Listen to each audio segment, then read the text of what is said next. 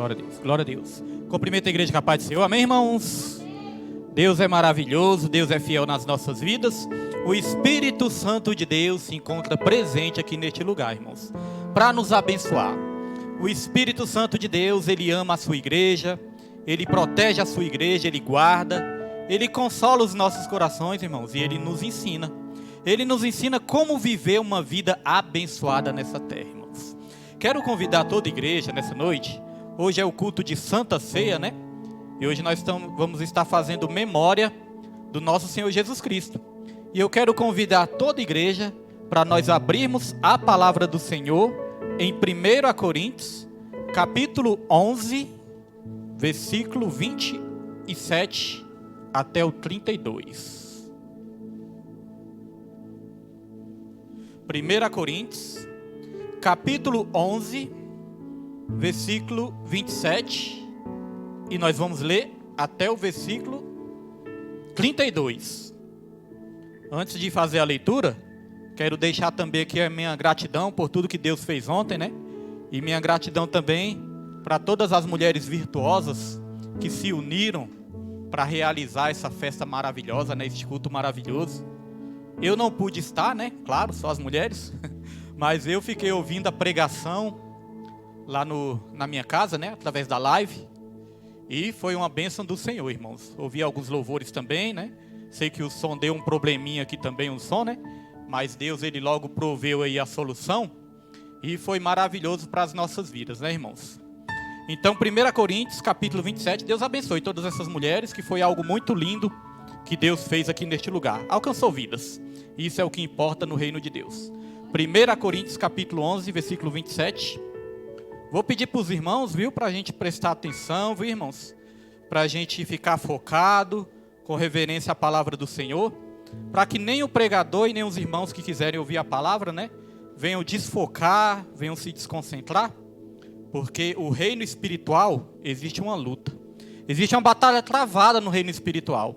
A Bíblia fala que a palavra é uma semente, e se a gente não ficar atento, o diabo ele rouba essa semente, que é a palavra do Senhor. Qualquer pregador que estiver aqui na frente pregando a palavra do Senhor, irmãos, ele vai estar sendo usado por Deus para quê? Para abençoar as nossas vidas. Mas se a gente não ficar atento, a gente acaba perdendo aquilo que Deus tem para nós nessa noite de hoje, ou quando tiver pregador de fora, ou quando tiver irmão na oportunidade. Nos louvores, sempre Deus ele quer colocar algo no nosso coração para a nossa bênção, né? Para as nossas vidas. A palavra do Senhor diz: portanto, todo aquele que comer o pão ou beber o cálice do Senhor indignamente, será culpado de pecar contra o corpo e o sangue do Senhor. Examine-se cada um a si mesmo, e então coma do pão e beba do cálice. Pois quem come e bebe sem discernir o corpo do Senhor, come e bebe para a sua própria condenação. Por isso, há entre vocês muitos fracos e doentes, e vários já dormiram. Mas se nós tivéssemos o cuidado de examinar a nós mesmos, não receberíamos juízo.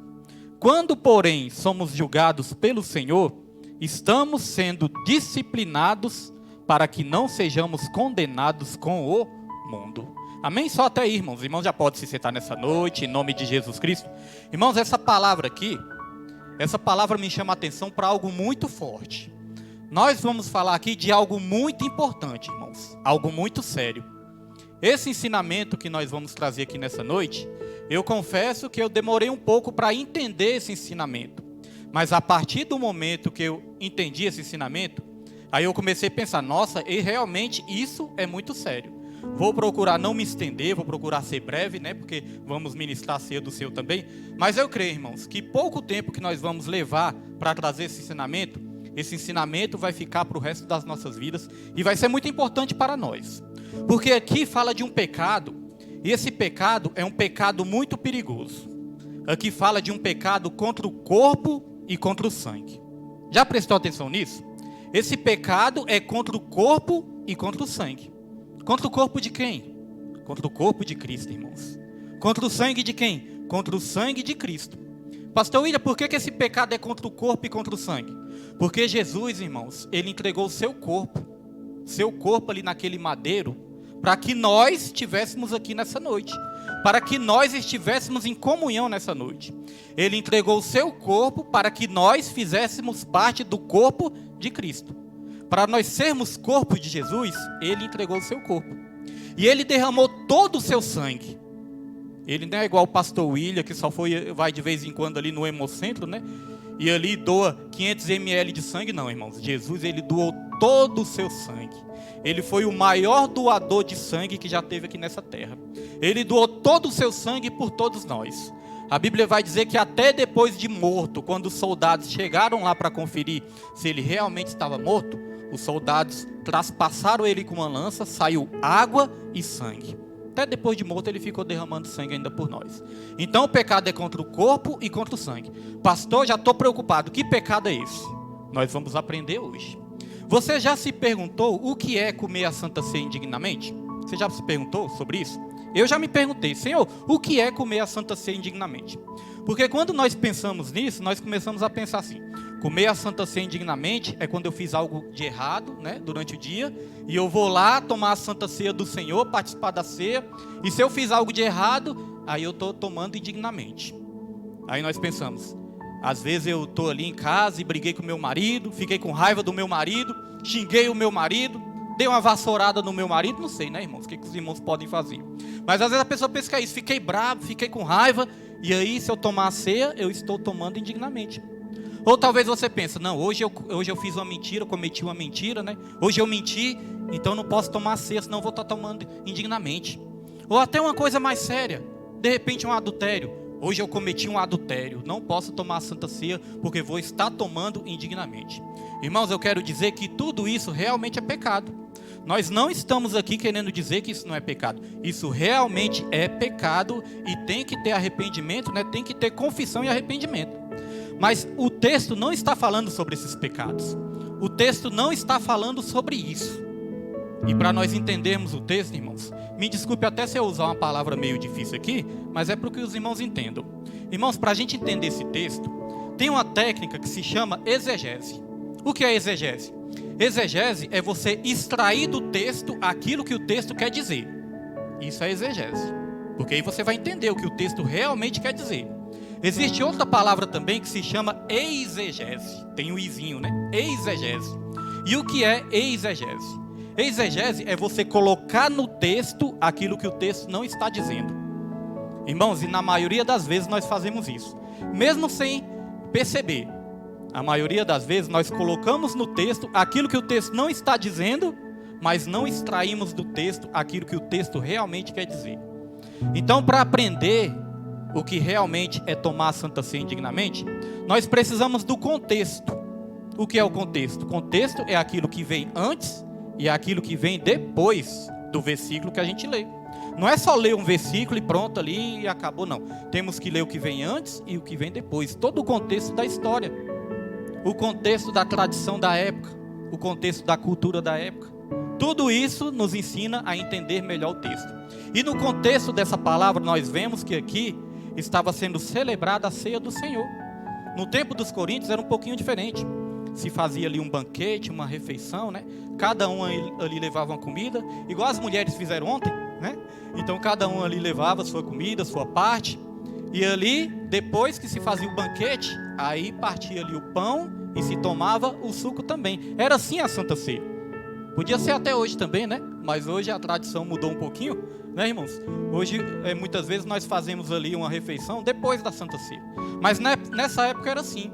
E aí Jesus, ele começou a condenar algo através dessa carta que estava acontecendo ali no tempo dos coríntios.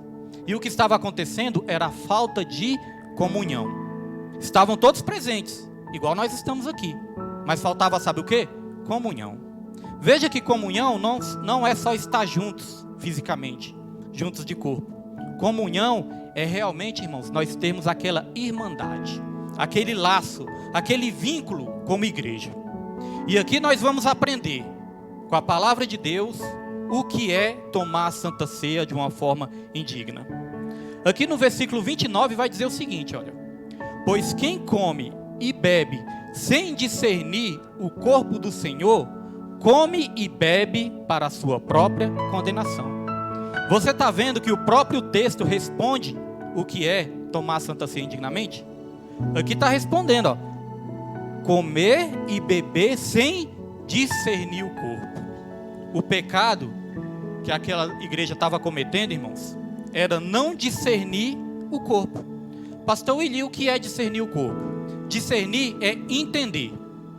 Irmãos, quando nós vamos tomar esse suco e comer desse pão, quando nós estamos aqui em comunhão para celebrar a Santa Ceia, não somente para celebrar a Santa Ceia, mas em todos os cultos, nós temos que entender que nós fazemos parte de um corpo. E por que aquelas pessoas não estavam discernindo que fazia parte de um corpo? Porque as pessoas estavam pensando só em si próprio. Quem tinha mais, levava mais alimento e comia mais, comia melhor. Tinha pessoas que não tinha menos, levava menos, comia menos. Tinha pessoas que não tinha nem o que levar, ficava até sem comer. Uns comiam de mais e outros comiam de menos. Porque quem chegava primeiro começava a comer. Era esse contexto que estavam vivendo ali aquela igreja. E ali Jesus estava condenando isso. As pessoas pensando em si primeiro e deixando de pensar no próximo. A Bíblia ensina que a igreja, irmãos, não é nós pensarmos só em nós mesmos, resolvermos só os nossos problemas, trazer só o nosso sustento. Não, a Bíblia nos ensina que nós temos que ajudar uns aos outros, pensar uns nos outros, amar uns aos outros. Então isso é a comunhão que Jesus realmente quer para a sua igreja. Então, não discernir o corpo é não entender que nós somos um corpo. E como que nós podemos ficar sem entender que nós somos um corpo? Nós ficamos sem entender que nós somos um corpo, irmãos, quando nós não somamos com o corpo de Cristo. Quando nós não colaboramos com o corpo do Senhor. Quando nós não cumprimos o papel de membros desse corpo. Porque todos nós juntos somos um corpo. Mas nós individualmente, nós somos o quê? Membros. E o que o membro faz, irmãos? O membro, ele trabalha em prol do corpo. Cada membro tem a sua função. Não é assim no nosso corpo? Uma vez trouxe uma pregação assim, né? Cada membro do nosso corpo tem uma função. O dedinho tem uma função. A mão tem uma função. O braço tem uma função. A mão não pode dizer, eu não sou do corpo porque eu não sou o pé. Não, a mão também é do corpo. Mesmo não sendo o pé, ela é do corpo também. A mesma coisa é o pé. O pé não pode dizer, não sou do corpo porque eu não sou a mão, porque eu não sou a cabeça. Não, todos somos do corpo. Porque às vezes a pessoa pensa, mas eu não sei pregar. Mas eu não sei louvar. Eu não sei pegar o microfone, tenho muita vergonha de ir lá na frente, então não sou do corpo. Não sei fazer nada, irmãos. Todos nós temos dons e temos talentos que Deus nos dá. Então, discernir que nós somos do corpo é cumprir com a nossa função de membros. E aí, a Bíblia fala uma coisa muito interessante aqui no versículo 28. Diz assim, examine-se cada um a si mesmo, então coma do pão e beba do cálice. Olha, examine-se cada um a si mesmo. Então, todas as vezes que você vai orar antes de você cear, a Bíblia manda a gente se examinar. E o que é para a gente examinar? Se a gente xingou algum palavrão durante o dia, isso também é importante, né? Se a gente ficou com raiva durante o dia, ficou magoado, tudo isso é importante se examinar também. Como está o nosso coração, é importante também. Mas o que a Bíblia está mandando a gente examinar aqui, é se realmente nós estamos discernindo o corpo. Se nós estamos entendendo que nós fazemos parte de um corpo. E o que o membro do corpo faz também, irmãos? Colabora com a obra. O membro do corpo, ele coloca a mão no arado. O membro do corpo, ele fica em comunhão. Ele participa dos cultos. O membro deste corpo, irmãos, ele ajuda a igreja a sobreviver. Ele ajuda a igreja a continuar com as portas abertas. Uma coisa muito interessante. Não é o pastor que tem a responsabilidade de manter essas portas abertas, não. Quem tem a responsabilidade de manter as portas abertas é toda a igreja, incluindo o pastor. Toda a igreja. Todos nós temos a nossa responsabilidade de manter essas portas abertas. Se as portas da igreja vierem a fechar por falta de ajuda, Deus ele vai cobrar cada membro do corpo. Porque, irmãos, você acha que realmente quando você vai para o ministério, você vai porque o pastor te convidou, porque o pastor te chamou? Não, você vai porque o Espírito Santo te direcionou para aquele ministério. É claro que quando nós falamos do corpo, de igreja, nós não estamos falando de paredes, de placa, de denominação, não. Mas nós temos que entender que existe dois tipos de igreja que a Bíblia nos ensina. A igreja invisível que são todos os crentes de todas as épocas. Essa é a igreja invisível. E existe a igreja visível também. A igreja visível somos nós que estamos aqui fisicamente. É essa parede, é a placa, é o nome da placa. São todas as igrejas, as denominações. Essa é a igreja visível. E a igreja visível, ela é mantida pela igreja invisível também, irmãos. Porque no mundo espiritual também, no mundo espiritual tudo colabora para que a igreja esteja com as portas abertas. Só que a igreja invisível, irmãos, ela não se mantém também se a igreja visível não colaborar para que mais e mais vidas sejam alcançadas pelo evangelho. Largue o mundão, largue a rua, venha congregar, porque congregar é um mandamento do Senhor. Congregar é um mandamento. Então veja que é assim que se mantém tanto a igreja visível como a igreja invisível também. Então certa vez o pastor Everaldo, né, ele contou um testemunho. Volta e meia ele conta esse testemunho. Esse testemunho também me chamou a atenção, porque eu ainda era novo na fé, não tinha muita experiência. E aí ele me falou, né, pessoalmente, mas depois ele contou também na pregação. Volta e meia ele prega, né? Então, irmãos, teve uma vez que ele contou essa história da vida dele, essa fase. Ele disse que certa vez ele era empresário, ele tinha muitas condições, ele era próspero, tinha empresa, vários carros, né, vários funcionários, várias ferramentas. Então ele disse que ele achava no entendimento dele que ele podia manter as coisas da igreja. Ele não queria congregar muito, né, não queria ter muita comunhão, não queria frequentar muitos cultos, mas ele queria ajudar financeiramente. E ele trabalhava de vidraceiro, ele fazia os púlpitos para várias igrejas, ele ajudava várias igrejas financeiramente. A oferta dele era sempre grande, o dízimo era sempre grande também. Então ele ajudava. Ele achava que ele conseguia manter a igreja com a força do braço dele. Ele achava que ele conseguia manter sozinho muitas coisas de Deus. E aí, irmãos, sabe o que Deus fez? Aí Deus colocou ele na prova. Ele conta, irmãos, que ele ficou tão na prova, que a dificuldade foi tão grande, que ele chegou a precisar de ajuda dos irmãos. Eu não tenho problema, né, de contar isso aqui, porque ele mesmo conta nas pregações dele. Quem ouve a rádio sabe. Então, irmãos, a prova foi tão grande que ele chegou um momento que ele passou a precisar de ajuda dos irmãos. Ele doava várias cestas básicas para os irmãos, para a igreja, para várias igrejas. Chegou um tempo que ele foi precisando de cesta básica. Irmãos, ele disse que uma vez ele doou a cesta para uma família, doou a cesta ali, mas o negócio arrochou tanto que depois ele teve que pegar metade da cesta de volta, irmãos, de tanto que o negócio arrochou. E aí ele foi explicando, sabe por quê, William, que aconteceu isso? Aconteceu porque eu achei que poderia manter a obra de Deus sozinho. Você sabia, irmão? Se eu inventasse, né, mesmo tendo um emprego abençoado, se eu inventasse de manter essa obra aqui sozinho, Deus ia me colocar na prova também, para mostrar que quem faz é Ele através da igreja e não o homem. Para isso que Ele ia me colocar na prova, irmãos. Eu quero até também, né, chamar a atenção para o culto de ontem, que o culto de ontem foi algo diferente também. Pela primeira vez, as irmãs se uniram, ficaram em união, e as irmãs tomaram a frente e prepararam tudo. Não precisou, irmãos, eu me preocupar com nada. Não precisou eu tirar nada da igreja, né, do financeiro ali da igreja. E eu ficava até perguntando para minha esposa, estava até estranhando. Falei, Nima, vem cá, não está precisando de nada não? Ela, não, William, está tudo sob controle. Aí quando chegou pertinho, foi ontem, antes de ontem. Aí eu perguntei de novo, Nima, vem cá, tá tudo certo, tá precisando de nada, que eu fico preocupado, né? Tá precisando de nada mesmo? Não, tá não, William, tá todo mundo ajudando, tá tudo certo, tá uma bênção do Senhor. Pela primeira vez, irmãos, todos os eventos aqui, né, programações que nós fizemos na igreja, essa foi a primeira vez que eu não precisei me preocupar com nada. Por quê? Porque as irmãs discerniram o corpo.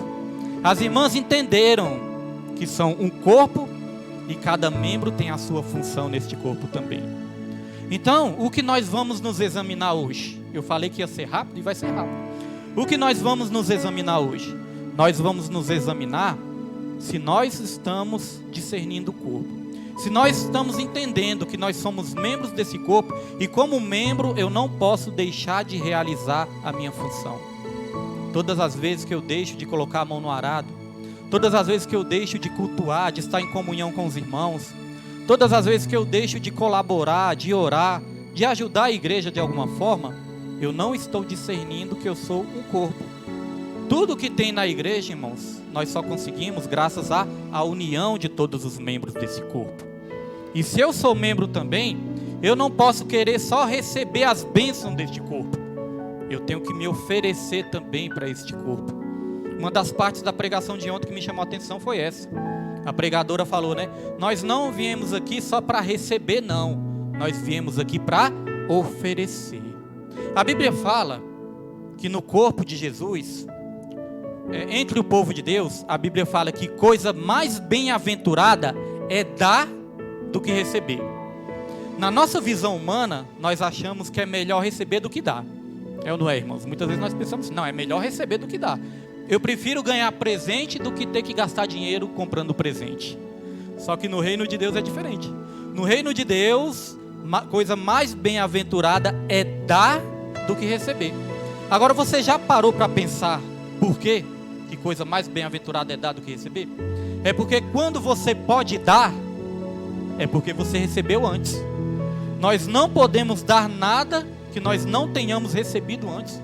Tudo aquilo que nós damos é porque antes nós recebemos. Nós só damos aquilo que nós temos. E quem foi que nos deu, irmãos? Deus. Então, quando nós damos é porque antes Deus ele nos abençoou para nós podermos também compartilhar. Agora, a pessoa que precisa receber, é porque não tem. Quem precisa receber é porque não tem. Então, quem é mais bem-aventurado? É aquele que tem para dar do que aquele que precisa receber. E eu falei um pouquinho aqui na semana passada, né? Mas tem um texto que me chama muita atenção. Qualquer hora eu vou trazer um estudo sobre esse texto, que é onde fala assim, ó, quem planta muito, a lei da semeadura, né? Quem semeia muito, muito colherá. Quem semeia pouco, pouco colherá. Cada um contribua de acordo com o que propôs o seu coração. Nós temos até que diferenciar. Aí está falando de oferta, não é de dízimo, né? Cada um contribua de acordo com o que propôs o seu coração. Não com tristeza, nem por necessidade, porque Deus ama a quem dá com alegria. E no final desse versículo vai dizer o seguinte: aquele que dá semente ao que semeia e pão ao que come. Para quem que Deus dá semente? Para aquele que semeia. Por que Deus ia colocar uma semente na minha mão se eu não fosse semear? Ele vai preferir colocar na mão daquele que vai semear, irmãos. Então, coisa mais bem-aventurada é dar do que receber. Então, hoje nós vamos nos examinar se realmente nós estamos cumprindo a nossa função de membro. Sabe por quê? Porque tem uma consequência muito séria se a gente não cumprir a função de membro. Vamos ver aqui no versículo 30, o que diz aqui? Versículo 30 diz, ó: por isso há entre vós... Vamos ler o 29 de novo, só para a gente entender direitinho. Pois quem come e bebe sem discernir o corpo do Senhor, come e bebe para a sua própria condenação. Está vendo aí a consequência? Se a gente fazer parte da ceia do Senhor, ou do corpo de Cristo, sem discernir isso, nós estamos fazendo isso para a nossa própria condenação. E aqui no versículo 30 diz, ó: por isso há entre vocês muitos fracos e doentes, e vários já dormiram. Irmãos, a gente não ter essa consciência de corpo e de membro, a gente pode ficar fraco, pode ficar doente. E quando a Bíblia fala assim, muitos já até dormiram, não está falando de tirar um cochilo, não está falando ali de tirar um soninho, não. Está falando de morrer realmente. Dormir aqui quer dizer morrer. Então veja, irmãos, por não discernir o corpo, por não discernir que faz parte de um corpo, e por não discernir que tem que ter a função de membro, a pessoa pode ficar fraca, a pessoa pode ficar doente e até morrer. Eu entendo que essa fraqueza e essa enfermidade pode ser tanto física como espiritual também. Tem muitas enfermidades, irmãos, que pode ser por causa de alguma brecha no mundo espiritual que nós estamos deixando. O diabo também coloca enfermidade. O diabo também. A Bíblia fala de uma mulher encurvada, ela estava 18 anos encurvada. Jesus Cristo foi lá, tocou na mulher, a mulher se endireitou, mas a Bíblia fala que aquela mulher estava encurvada porque um espírito demoníaco ali estava oprimindo aquela mulher. Então veja que enfermidades podem vir também por causa de brechas que nós colocamos. E aqui fala que alguns já até tinham dormido, ou seja, tinham morrido. Irmãos, tem a morte física, mas tem a morte espiritual também. E aí vamos analisar, quantas vidas você não conhece que está fraca? Quantas vidas você não conhece, irmãos, que já está ali fria? Quantas vidas você não conhece que já está morta espiritual? Às vezes fisicamente está ali, mas espiritualmente está morta. Esses dias eu estava conversando com a vida que não apareceu mais, não não veio cultuar mais, comunhão. E às vezes, irmãos, aqui no culto, às vezes a gente não fala, às vezes os irmãos não sabem, mas a gente procura sim entrar em contato, a gente procura saber o que está acontecendo, a gente procura ajudar. Quando não sou eu, é minha esposa, quando minha esposa tem mais intimidade também, mais contato, mas a gente sempre acompanha sim. Mas nós não podemos fazer pela pessoa aquilo que só a pessoa mesmo e Deus pode fazer. Lembra do azeite? Lembra daquelas 10 virgens? As 10 ali carregaram azeites, mas 5 não carregaram azeite de reserva. E ali quando o noivo chegou, as que tinham azeite de reserva, receberam o noivo. Mas as que não tinham, quando viu que o noivo ia chegar, saiu para comprar. Quando saiu para comprar, a porta se fechou. Não tinha mais, irmãos, volta. A porta tinha se fechado. E aí quando elas viram que o azeite delas estava acabando, elas pediram o azeite para aquelas que tinham azeite. E as que tinham azeite falou: não posso te dar meu azeite, porque se eu te der, vai faltar para mim e para você também. Tem coisas que nós podemos ajudar, mas tem coisas, irmãos, que eu não posso fazer por você e nem você fazer por mim. Tem coisas que é entre nós e o nosso Deus. E aquilo que é impossível para o homem, é possível para Deus. Nós não podemos carregar ninguém no colo na vida espiritual. Ninguém pode ficar andando de muleta na vida espiritual. Nós temos um Deus que pega na nossa mão e caminha junto conosco, irmãos. Então eu estava conversando com essa vida, procurando saber. E aí essa vida falou comigo assim: olha, pastor, o meu problema não é só na igreja não. Eu estou indisposto, eu estou com falta de disposição em todas as áreas da minha vida. Não é só na igreja. Eu estou sem ânimo para nada. Eu não estou com vontade de fazer nada. Não estou me animando para nada nessa terra. Não é só na igreja. Aí você vê o perigo disso? Perigo da fraqueza, da frieza espiritual e da morte espiritual. Por isso que a Bíblia diz: buscai a Deus enquanto se pode achar, invocar enquanto está perto. Por que buscar a Deus enquanto pode achar?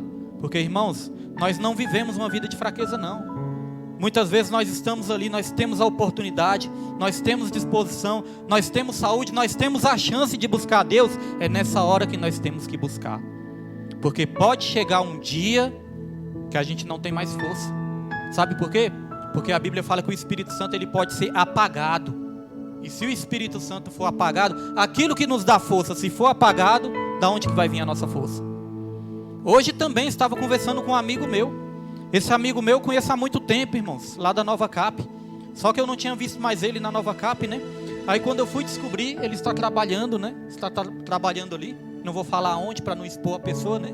Mas ele está trabalhando e eu encontrei com ele. E quando eu encontrei com ele, ele me falou: olha, já era para me ter ido lá na igreja, já era para me ter visitado, só que eu não fui ainda. E aí eu percebi que essa luta, ele quer vir, mas é aquela dificuldade para vir, né? E aí sabe o que nós temos que ter cuidado também? A Bíblia fala, e tem muitas pessoas que estão assim, pessoas que já fizeram parte da igreja, saíram da presença de Deus e estão assim. E sabe o que a Bíblia fala? Se a gente deixar a nossa casa vazia, depois que nós fomos limpos, né, que a palavra de Deus nos limpou, que nós experimentamos o dom espiritual, mas se a gente deixar a casa vazia, sabe o que acontece? Aquele demônio que atormentava a nossa vida, ele volta e chama 7 piores do que aquele que estava nos atormentando. Por isso que é mais difícil ainda a pessoa voltar. Nós vamos para o evangelismo é cheio de obreiros, diáconos, pastores, evangelistas que caíram e não conseguiram mais voltar. Fala até que tem vontade de voltar, mas não consegue. Por quê? Porque o demônio, ele chama 7 demônios piores do que aquele. Aí a Bíblia fala que o estado daquela pessoa vai ficar pior do que o estado inicial. Pior do que quando não conheceu a Cristo. Porque são 7 demônios que chegam para atormentar a vida daquela pessoa. Aí vem frieza, morte espiritual, fraqueza. Pastor William, então quer dizer que não tem mais jeito, não tem mais solução? Irmãos, nada é impossível para Deus. Através das orações, através da palavra, através do evangelismo, através da nossa força, através de um abraço, através de uma visita, essa pessoa ela pode encontrar forças para estar na presença de Deus de novo. E aqui olha só o perigo, se a gente não discernir que nós somos um corpo, que nós somos membros desse corpo. O versículo 31 vai dizer: mas se nós tivéssemos o cuidado de examinar a nós mesmos, não receberíamos juízo. Então veja que tem um juízo. E aqui no versículo 32 vai dizer: quando porém somos julgados pelo Senhor, estamos sendo disciplinados para que não sejamos condenados com o mundo. Vai vir uma condenação sobre este mundo. E a condenação que vai vir sobre este mundo, irmãos, é para aqueles que nunca receberam Jesus como único, verdadeiro, suficiente Salvador. Ou aquele que outrora recebeu Jesus, esteve em comunhão e por algum motivo, irmãos, abandonou a caminhada, abandonou a Deus. O mundo vai receber juízo. E aqui muitas vezes quando Jesus ele nos disciplina, é para que nós não sejamos condenados com o mundo. Mesmo nós como igreja, na hora que nós estamos aqui, nós temos que discernir o que é fazer parte do corpo, irmãos, cumprir com a nossa função. Os irmãos repararam como estava o dia hoje? O dia hoje estava bem esquisito, né? Eu acordei ali cedinho, já me ajeitando ali para ir para o monte, orar. E ali quando eu abri a janela, irmãos, abri a janela ali, aquela fumaceira. Aí eu pensei até que era friagem, né? Aí eu falei com minha esposa, eu falei, Nilma, tá no tempo frio. Tá tendo aquela névoa de tempo frio, né? Acho que vai chover, por esses dias deve chover. Aí o que eu fiz, irmãos? Coloquei uma blusona lá, né? Deve estar frio, lá no monte vai estar ventando. Coloquei uma blusona, coloquei o capu, né? Para não pegar vento no ouvido. Irmãos, quando eu saí para fora, aquele calor, eu falei, misericórdia. E essa névoa aí, Senhor? Tô pensando que é frio.